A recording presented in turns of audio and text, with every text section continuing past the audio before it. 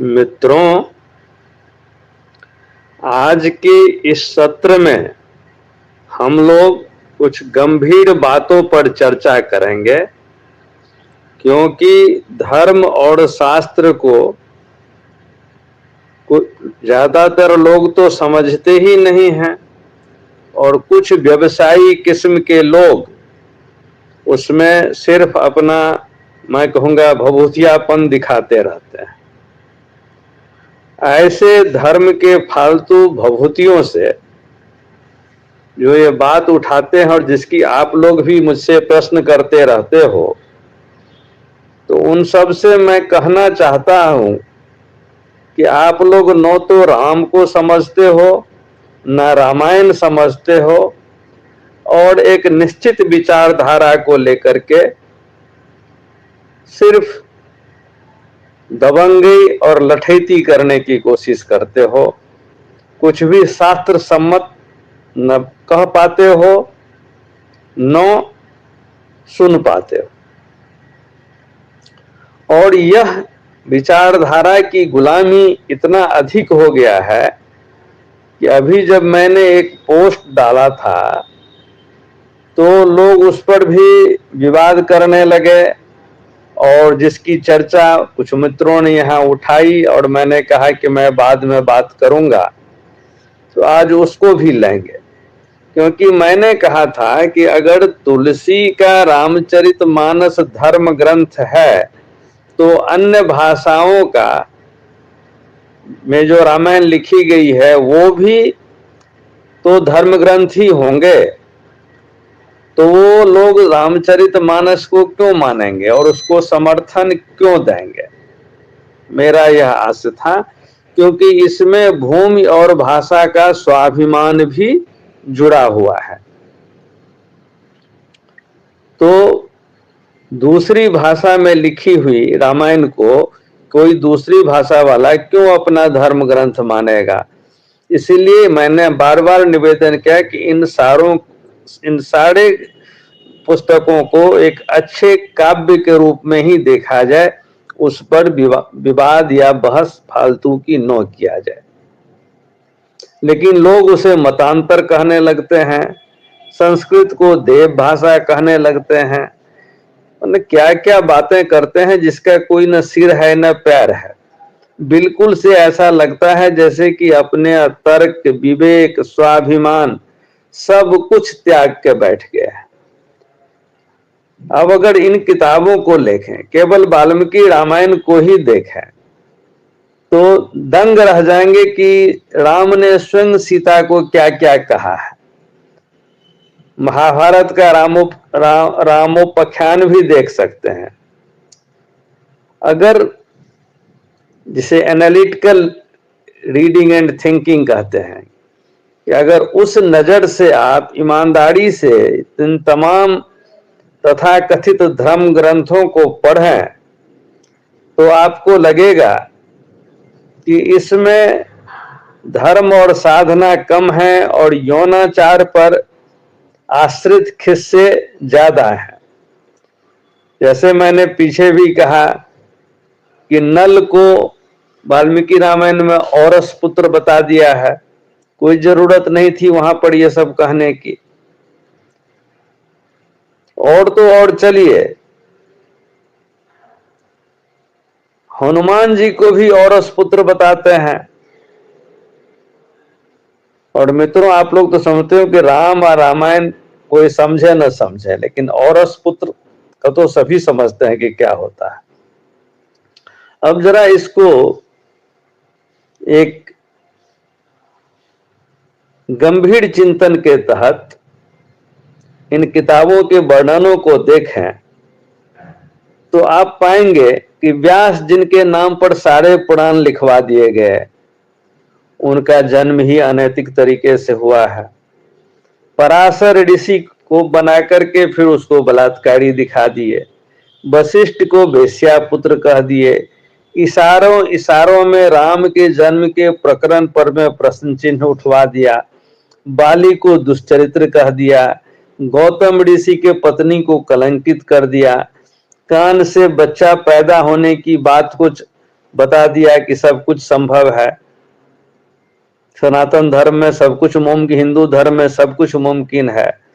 किसी ने नहीं सोचा कि 10 सीढ़ 20 बाह वाला बच्चा अगर जन्मेगा, 10 सीढ़ 20 बाह 2 पैर, तो वो कैसे जिंदा रहेगा? जन्म भी असंभव है और जिंदा रहना तो और ही असंभव है। सब कुछ प्रकृति के नियम के विपरीत है। लेकिन ऐसे अनर्गल बातों से भरे हुए कहानियों को, उपन्यासों को हमने अच्छा अच्छा नाम दे करके उसको धर्म ग्रंथ बता दिया, और इसके समर्थन में बोलने वाले खुद को विद्वान होने का दंभ भी करते हैं, फिर ब्राह्मणों को भी गाली देते हैं। स्पष्ट लगता है कि इनकी विचारधारा कितनी भ्रमित है। कभी सोचिए कि ऋषि कुल के इन रहस्य कथाओं को आधार बना के जिस घृणित उपन्यास को धर्म ग्रंथ के रूप में समाज को पकड़ा दिया गया है,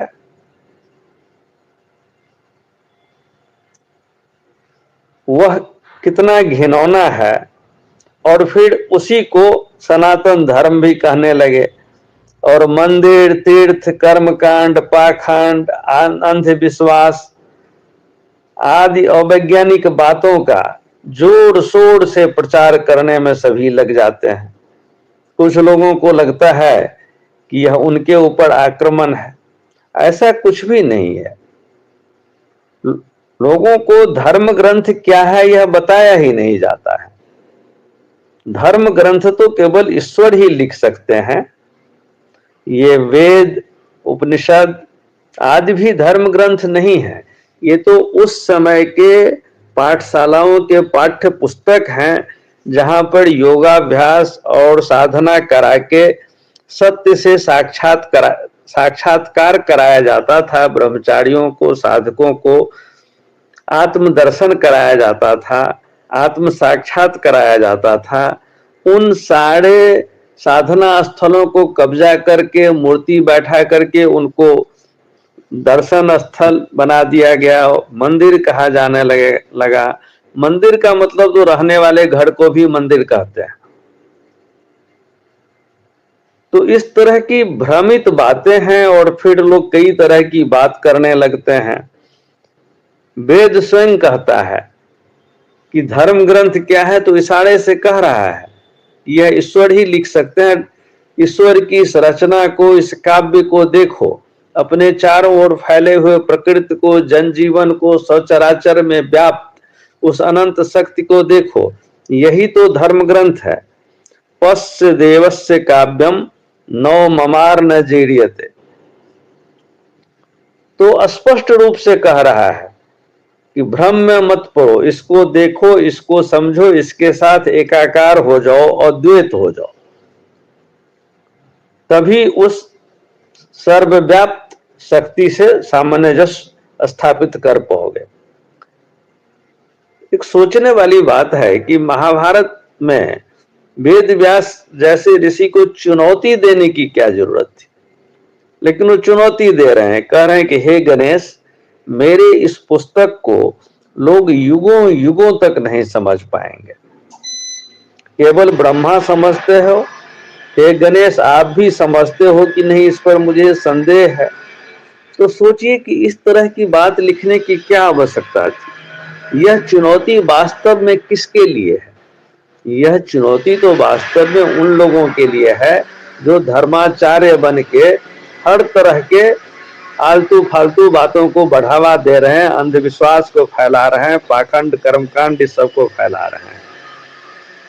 वरना अगर इस चुनौती के मर्म को समझ सकें तो सब कुछ सहज हो जाता है और सनातन धर्म हमारे लिए बहुत आसान हो जाता है।